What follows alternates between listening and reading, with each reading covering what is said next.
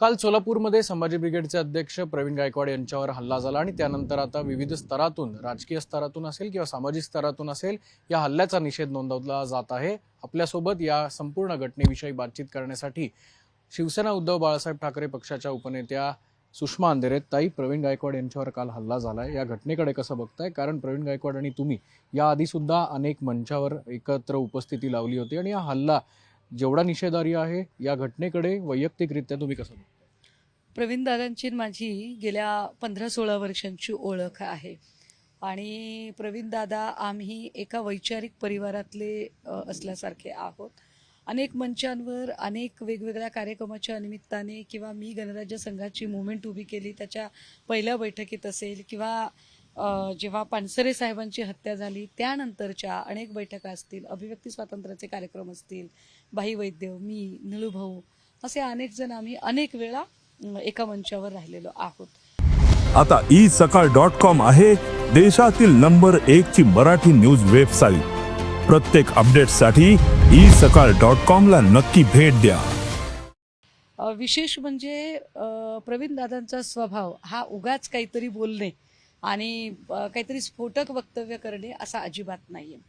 प्रवीण दादा फार संयत मतं मांडणारे आहेत आणि ती मतं मांडताना त्यांच्याकडे तसे ठोस आधार असल्याशिवाय ते बोलत नाही। एक महत्त्वाची गोष्ट की प्रवीण दादांनी आत्तापर्यंत म्हणजे त्यांच्याकडे कोणी माणूस जरी आला, एखादा मुलगा, तरी ते सांगत असतात आधी अर्थकारणाचं बघ, स्वतःच्या पायावर उभं राहायचं बघ। कित्येक मुलं आहेत की जी प्रवीण दादांनी त्यांच्या आयुष्यात उभी केलेली आहेत। म्हणजे फक्त सामाजिक नुसतं बोलबच्चनगिरी नाही, तर खऱ्या अर्थाने चळवळ जगणारा, शिकणारा माणूस म्हणून प्रवीण दादांची ओळख आहे।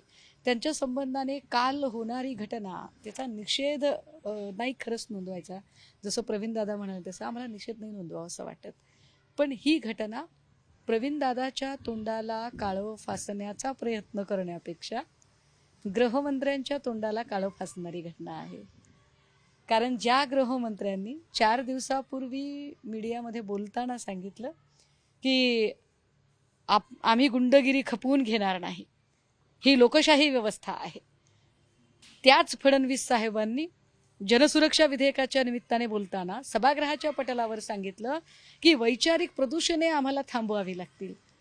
एकीकडे वैचारिक प्रदूषणं थांबवायची, गुंडागर्दी थांबवायची, भाषा करणारे फडणवीस जर त्यांच्याच सत्ता पक्षातले आणि त्यांच्याशी संबंधित असणारे मंत्री, आमदार, खासदार आणि त्यांच्या पक्षाचे पदाधिकारी जर अशा पद्धतीने गुंडागर्दीवर येत असतील, तर मला असं वाटतं की आपल्याच नेत्यांच्या वचनांना खोटं ठरवणारे लोक ज्या नेत्यांनी तयार केलेले आहेत, तर हा काळोख हा त्या नेत्याच्या तोंडाला फासलेला काळोख आहे।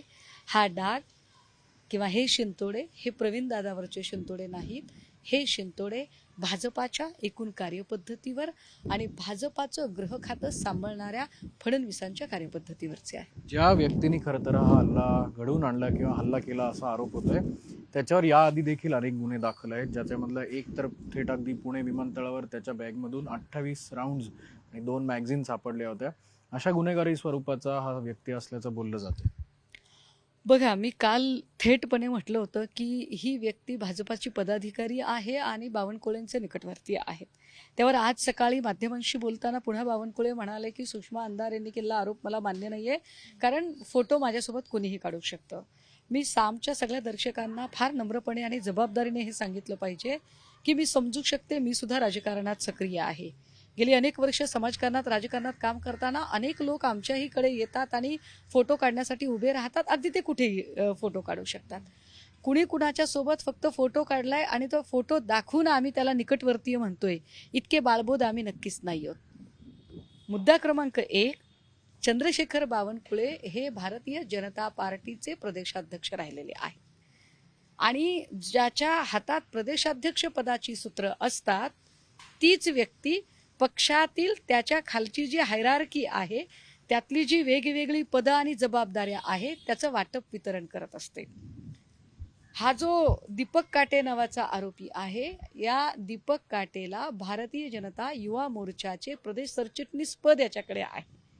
बावनकुळे साहेबांना आमचा प्रश्न आहे की जर आपण या माणसाला ओळखत नाही, तर अशा अनोळखी माणसाला ज्याच्यावर स्वतःच्या सख्या चुलत भावाच्या खुनाचा आरोप असून ज्याने 7 वर्षाची शिक्षा भोगलेली आहे, ज्याच्या संबंधाने विमानतळावरचा गुन्हा दाखल, अजून त्याच्यातली चार्जशीट नाही, हे फार विशेष आहे. म्हणजे जानेवारीमध्ये घटना घडली आणि त्याचा अजूनही चार्जशीट दाखल नाहीये, असं सगळं असणाऱ्या माणसाला तुम्ही प्रदेश सरचिटणीसपद असंच देता, तुमच्या अनोळखी माणसांना देता. म्हणजे तुमच्या बोलण्यामध्ये, तुमच्या उक्तीमध्ये आणि कृतीमध्ये काहीच तारतम्य आढळत नाही, हे समजून घ्या. महत्त्वाची बाब अशी की माझ्याकडे आत्ताही व्हिडिओ आहेत की दीपक काटे याच्या कार्यक्रमामध्ये स्वतः चंद्रशेखर बावनकुळे गेले त्या इंदापूरमध्ये. त्या कार्यक्रमात जाऊन त्याच्यावर स्तुतिसुमनं उधळून आलेली आहेत. त्यामुळे त्यांचं आणि दीपक काटेचं किती सख्य आहे हे आता त्यांनी लपवाछपवी करण्याचं काहीच कारण नाहीये. आणि या निमित्ताने अजून एक गोष्ट की जनसुरक्षा विधेयकाची ज्यावेळेला तुम्ही चर्चा करत होता त्यावेळेला अर्बन नक्सली वगैरे शब्द वापरत होतात. मग आता अर्बन नक्सलवादाच्या व्याख्येत दीपक काटे येत नाही का? का फक्त डाव्या विचारसरणीच्या लोकांनाच त्याच्यामध्ये घ्यायचंय? मला वाटतंय डावे असो, उजवे असो, इकडचे असो, तिकडचे असो, आदले मधले, वरचे खालचे, कुठलेही असो, अशी एखादी घटना घडते त्यावेळेला कायदा सगळ्यांच्यासाठी सारख्या पद्धतीने झाला पाहिजे.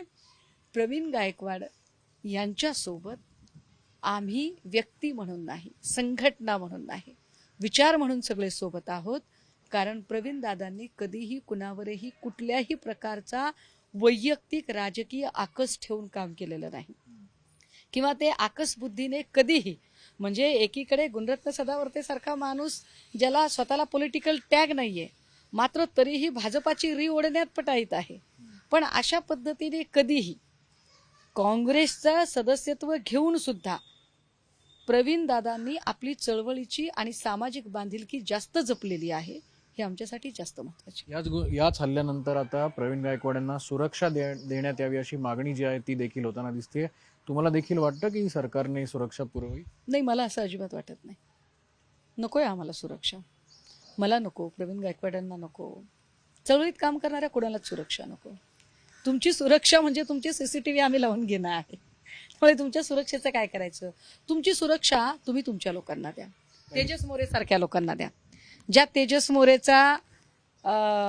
तेजस मोरेवर मकोका लागलेला आहे, ज्या तेजस मोरेवर सेबीचा ताशेरे ओढलेले आहेत, ED CBIचे गुन्हे दाखल आहेत, फ्रॉडचे गुन्हे दाखल आहेत आणि ज्याच्यातल्या कन्व्हिक्शन मॅटर्सही आहेत आणि ज्याच्यामध्ये अनेक वेळा ज्याच्यावरती किमान एक 25-30 FIR आहेत, अशा तेजस मोरेला गृहमंत्री फडणवीसांनी सुरक्षा देऊन ठेवलेली आहे.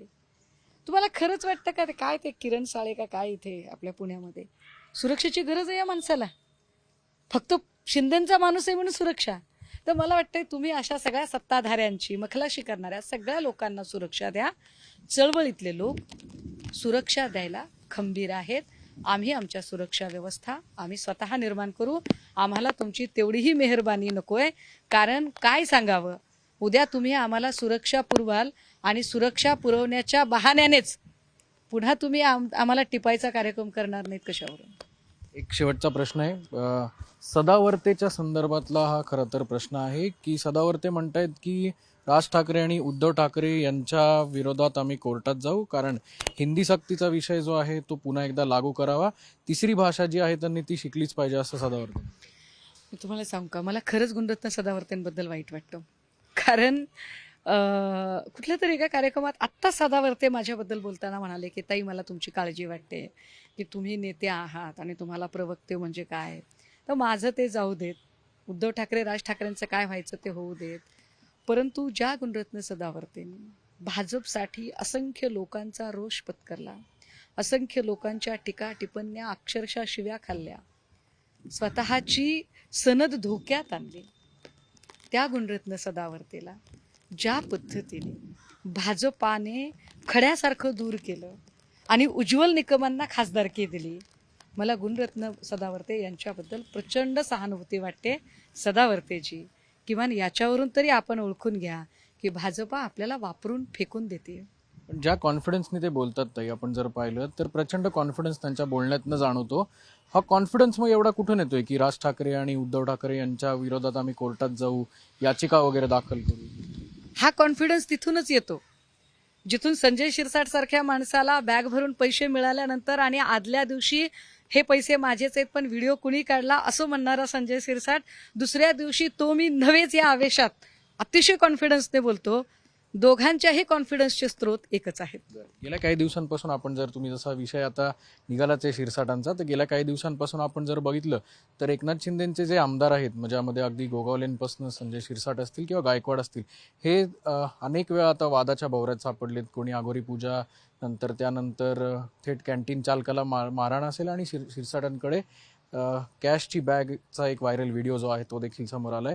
कुठेतरी हे सगळेच आमदार आता वादाच्या भोवऱ्यात सापडत असताना एकनाथ शिंदेंची महायुतीमध्ये कोंडी होताना दिसत नाही. एकनाथ शिंदेंची तर कोंडी प्रचंड होती, त्यात शिंदेंची या दोन संजयमुळे कोंडी होती.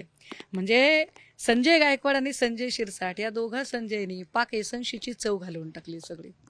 आणि त्या सगळ्यांमध्ये ज्या पद्धतीने एका पाठोपाठ एक आमदार, एक मंत्री शिंदेंचा अडचणीत येत आहे, त्यावरून निश्चितपणे ठरवून ही सगळी कोंडी केली जाते. म्हणजे एकीकडे गोगावलेंना मंत्रीपद देणे, मात्र त्या मंत्र्याचं काही खात्याचं विवरणच न करणे किंवा त्याला पालकमंत्रीपदापासून विनमुख ठेवणे, त्याच्यासाठी मग त्यांच्या आघोरी पूजा असतील. गोगावलेंचा वेश, संजय गायकवाडांचा वेश आणि त्या पैशाच्या बॅगसह संजय शिरसाटचा वेश, हे सगळे जर एकत्रित बघितले तर ही सगळी चड्डी बनियन गँग आहे का काय असं वाटणं इथपर्यंत ही लोक आणि ही वेडावलेली माणसं आहेत. कारण काय असतं ना की ज्यांच्याकडे पिढ्यानपिढ्या पैसे आहेत कदाचित त्या नाही वाटणार नाही, पण अचानक पैसा आला की माणसांना त्या पैशाचं मॅनेजमेंट कसं करायचं कळत नाही किंवा तो पैसा ते म्हणतात ना हजम नाही होता, हजम नाही होता. तशी काहीशी परिस्थिती या लोकांची झालेली आहे का की यांना ती आपली रईसी जी आहे ती नीटशी त्यांना मेंटेनच करता येत नाहीये. त्यामुळे ती मगरुरी, ती मिजास, परंतु त्या मगरुरी आणि मिजासीमध्येही जिथे एकनाथ शिंदेंच्या चिरंजीवालाच आयकर विभागाची नोटीस येत असेल, यावरनं स्पष्ट आहे की आता इथून पुढचा प्रवास भाजपला एकट्याने करायचा आहे. काही काळासाठी जरी ते अजितदादांना सोबत ठेवून असले तरी अजितदादांना सुद्धा, पण अजितदादा मला नाही वाटत की इतक्या देवघुळेपणाने वागतील, कारण ते मोठ्या पवारांच्या तालमीत तयार झालेले आहेत. आपण जर पाहिलं तर हा विषय जो आहे ताई, खरं तर याच्याबद्दल अजून एक प्रश्न असा राहतोय की चिन्हाच्या संदर्भात आज सुप्रीम कोर्टात देखील सुनावणी झाली. ऑगस्टमध्ये साधारणपणे हा सुप्रीम कोर्टाचा निर्णय येण्याची शक्यता जी आहे ती वर्तवण्यात येते. अजूनही काही अपेक्षा, तुम्हाला विश्वास असं काही आहे? नाही, फार काही अपेक्षा नाही आहेत. पण काय आहे, कुठल्याही लढाईमध्ये आपल्या स्वतःला एक समाधान असलं पाहिजे की मी माझं 100% दिलेलं आहे. त्यामुळे आम्ही आमचं 100% देण्याचा प्रयत्न करतोय. मात्र एक नक्की अपेक्षा असेल की हे चिन्ह आता गोठवावं त्यांनी. ते गोठवणं गरजेचं असेल, कारण जे चिन्ह तुम्ही चोरी करून कमावलेलं आहे, जे चिन्ह उभं करण्यासाठी जनमानसात रुजवण्यासाठी तुमचं शून्य योगदान आहे, पण या चिन्हाच्यासाठी वंदनीय बाळासाहेबांनी अंगावर असंख्य केसेस घेतलेल्या आहेत, प्रसंगी तुरुंगात जावं लागलेलं आहे आणि याच्यासाठी शिवसैनिकांनी दिलेलं जे योगदान आहे त्या सगळ्यांचा मान सन्मान ठेवता जर हे चिन्ह आमच्याकडे येणार नसेल तर हे चिन्ह गोठवणं अधिक योग्य असेल. कॅमेरामन सुमित भोसलेसह अक्षय बडवे, साम टीव्ही न्यूज, पुणे. देश विदेशातील प्रत्येक घडामोडींचे लाईव्ह अपडेट मिळवण्यासाठी आता साम टीव्हीच्या सर्व सोशल मीडिया प्लॅटफॉर्मला लाईक, फॉलो आणि सबस्क्राईब करा. तसंच सर्व नोटिफिकेशनसाठी बेल आयकॉन प्रेस करायला विसरू नका.